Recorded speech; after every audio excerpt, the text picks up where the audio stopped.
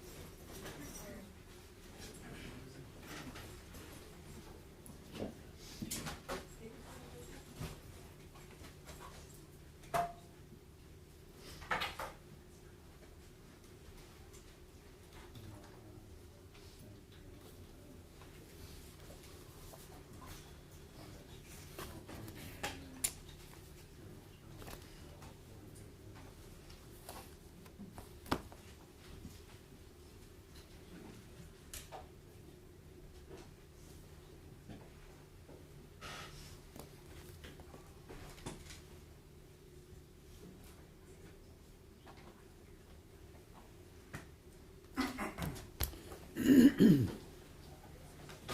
on the way, Judge. Okay. Oh, yeah, you can bring her. Yeah, she can come up.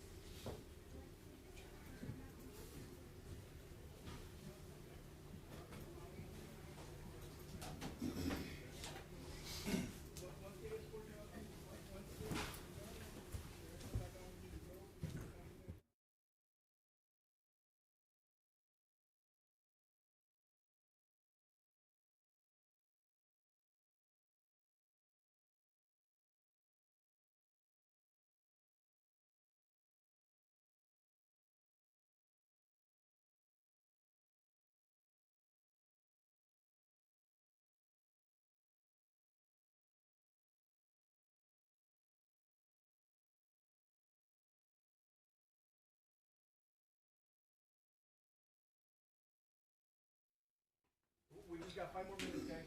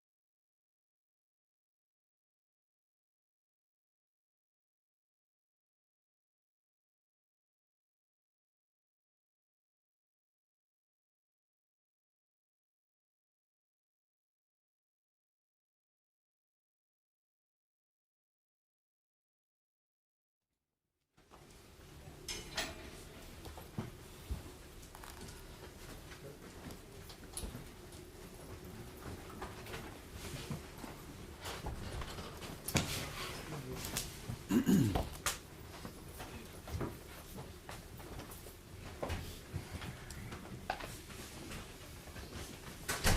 be seated. All right, members of the jury, welcome back. At this time, I will ask your foreperson, have you reached a verdict? We have. Have you reached a verdict in every case, each count? We have. Is every verdict unanimous? Yes, sir. All right, if you can hand it to the deputy, please. Thank you, sir.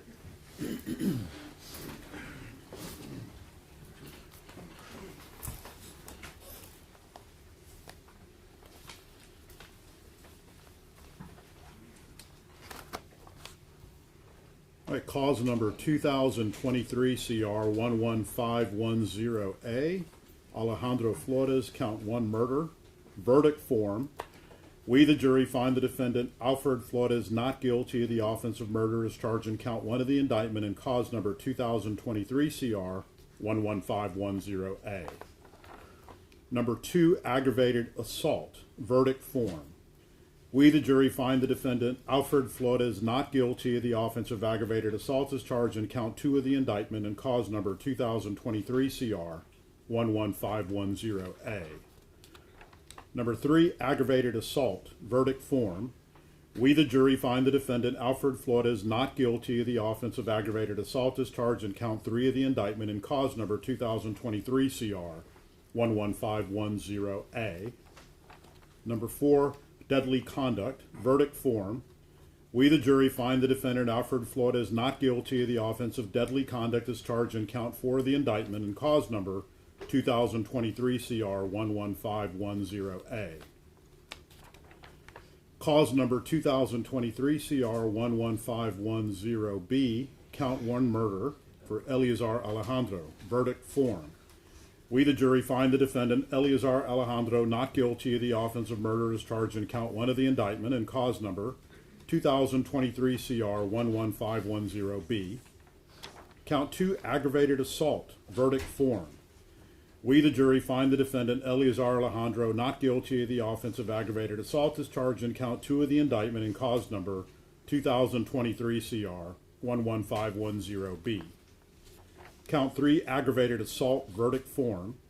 We, the jury, find the defendant, Eleazar Alejandro, not guilty of the offense of aggravated assault as charged in count 3 of the indictment and cause number 2023 CR 11510B. Count 4, deadly conduct, verdict form. We, the jury, find the defendant, Eleazar Alejandro, not guilty of the offense of deadly conduct as charged in count 4 of the indictment in cause number 2023 CR 11510B.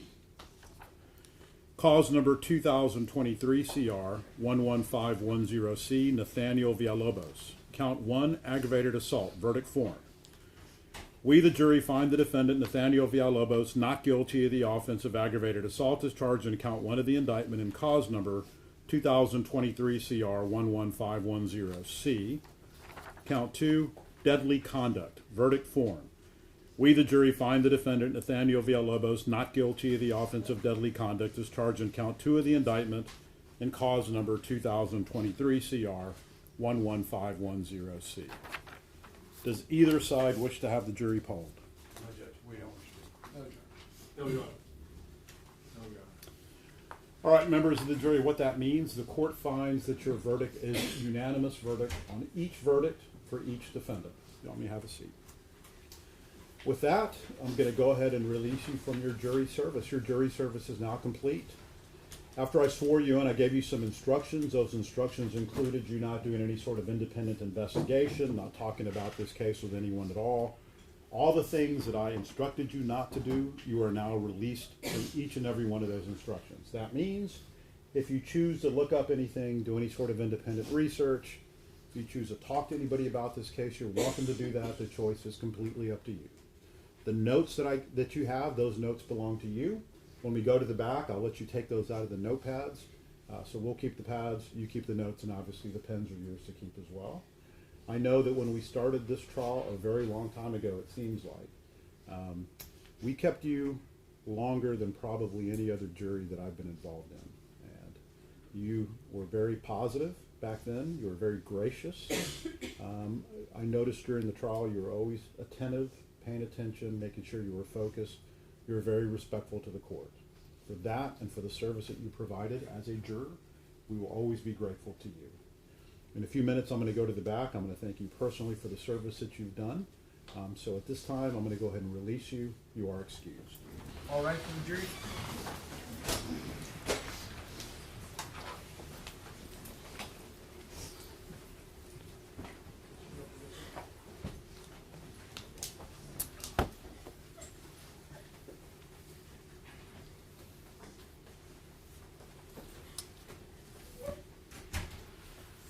May be seated.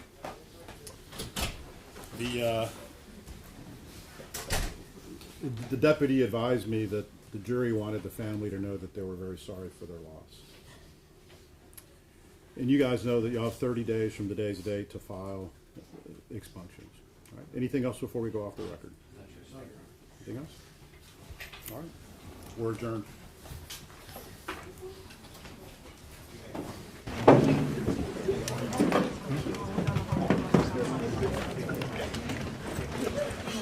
I'll meet you in the hall.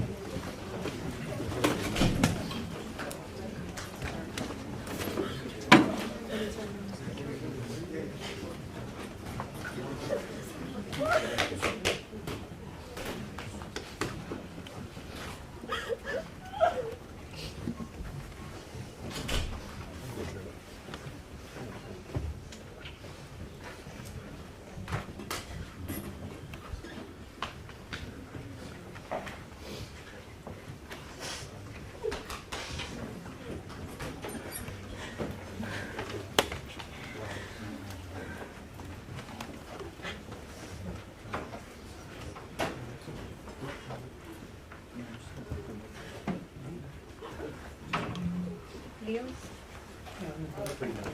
All right, it's fine. I'm just making sure that we're not. Yeah.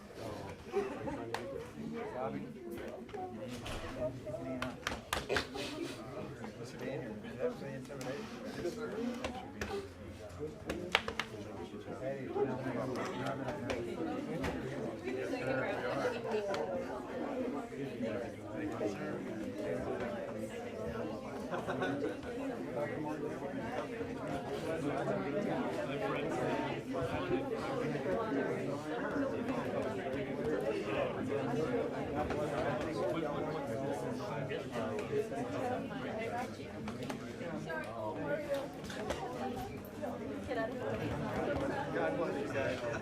Take care. The butcher? Oh my God, the butcher?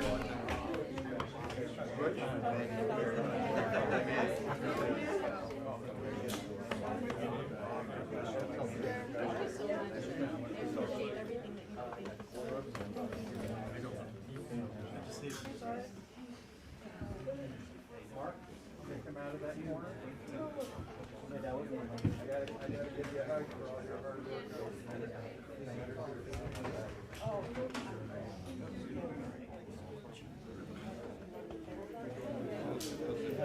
Good job, Sarge.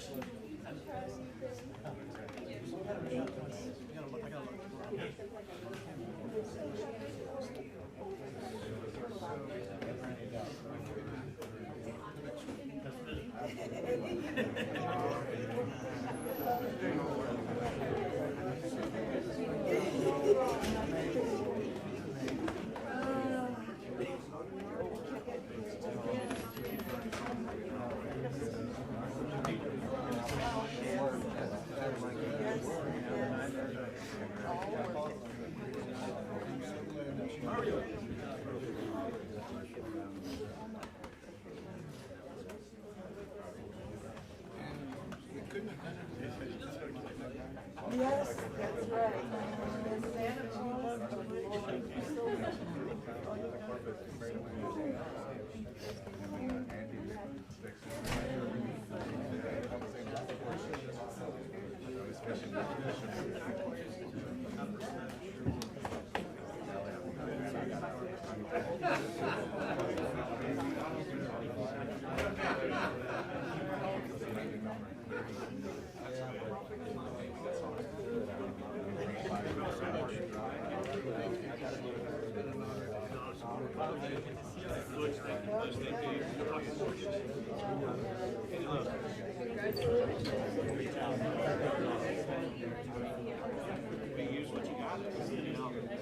Bye. Oh my God.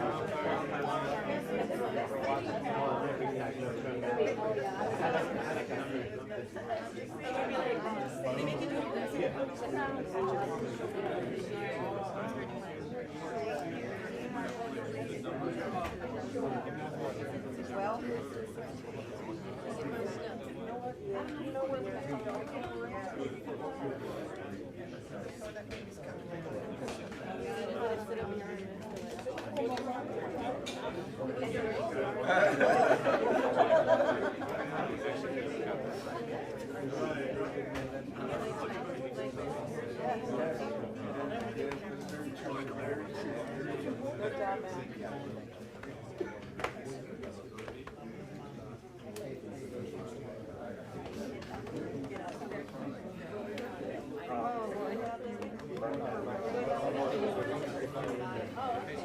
To charge these officers without a thorough review. I don't know if you will take a look at the user audit trails, but none of the command staff looked at any of the videos.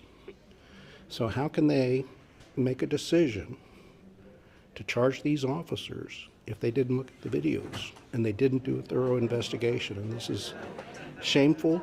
I would hope that city council, city manager does something about this institutional failure, and it's unconscionable. It never should have happened. How are the defendants, or now not defendants, doing after just hearing that not guilty? Well, I can only speak for my client. He was extremely relieved and he was elated, and I can understand why he's grateful. What's next for them? There are many remedies that are available for these individuals, and we're going to have to explore them carefully. Well, there are remedies at law, and I'm not going to go into them at this time. But there are potential remedies for a malicious prosecution, a prosecution based on a lack of probable cause, and we're going to have to explore those.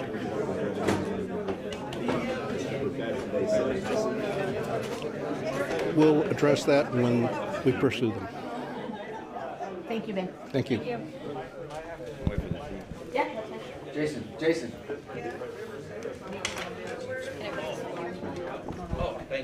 Get Tom. Thank you. Sure.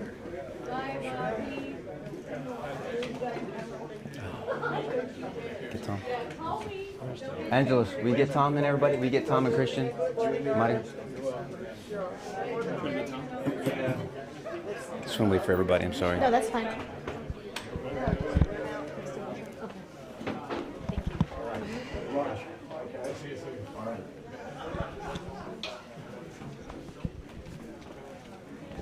He's coming.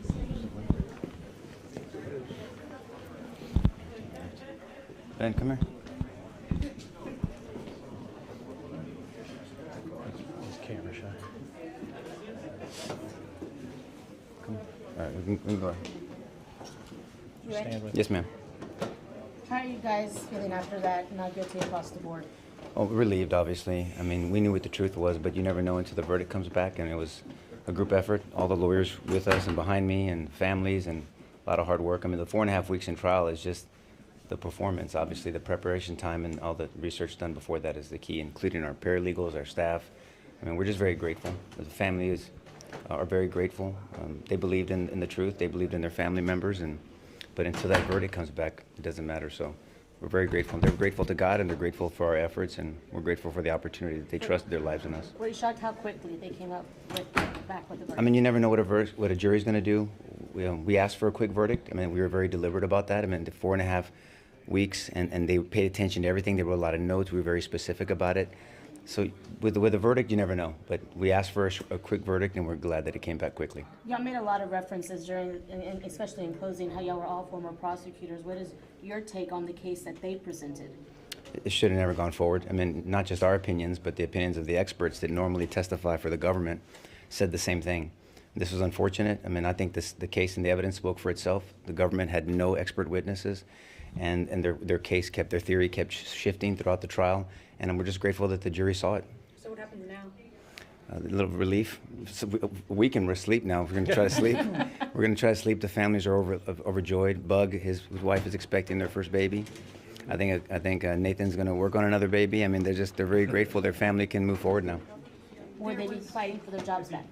That's going to leave that to them. I mean, there's some mixed reviews in there, but I'll let them make that decision as time goes on. How are they doing? Relieved, grateful. I mean, they're so. I mean, it was a neat experience. It's something different. There's more pressure when you actually care about your clients. You really like them, and we really liked all of them, and it was a good synergy between us all. And so they're grateful. Do your clients have anything to say? They want to say anything right now? They may. We'll ask them. I mean, I'm not sure. They're just enjoying the moment. There was testimony in this trial that suggested that Police Chief McManus had faced political pressure to bring these charges towards his officers. Is that also your position? What do you think about that? Well, I think, look, I wasn't in the meeting. All I know, there was a meeting for the brass, and in 6.5 hours, you cannot make a determination on whether 3 individuals should be charged with murder. You haven't even looked. I think Mr. Cifuentes brought out in his questioning that the audit trails show who watched videos and who didn't, and it was impossible to do the investigation needed to walk warrants on officers, and it wasn't done. And so those are a directive in 6.5 hours. It made it to a captain. Captain made it to the Detective Soto, and then we walked those warrants. So, I mean, you can do the math yourself. Now, what does this trial shine light on? To do what's right, not what's easy. I mean, you know, something may look awful, but it doesn't mean it's unlawful, as we said during the trial. I mean, just pause, wait, have, you know, these are not puppets, these are people, and this is not a political theater, and so we don't succumb to that. And so I just pray courage over our leaders in this community to do the right thing. Don't do what's easy, do what's right. I know Tom had a very emotional interaction with the family during closing. Anything to say to the Perez family? Oh, I mean, I've experienced loss with my brother passing away under very different circumstances than this, but loss is loss, and so we feel for them. I mean, it was never about them. It was never against them. They went through a lot too, unfortunately, with Miss Perez. They were very gracious. I mean, Miss Nieto was gracious when she testified. Her daughter Alexis is a blessing to her brother Dylan, and so we wish them well. I mean, I personally will be praying for them, but we wish them well. Anybody else? They were talking about the Perez family. Do you want to say anything to them about them? Or you said everything else? Yeah, I mean, I said everything on behalf of Alfred and these officers. Sure. I think I said everything in close on behalf of Alfred and these officers. Nothing brings their loved one back, and this is a tragedy, and we're sorry about that. But we're happy the jury found the right decision and made to the right place. And everybody can go home with some closure. Thank you. Thank you, guys. Thank you. Thank you.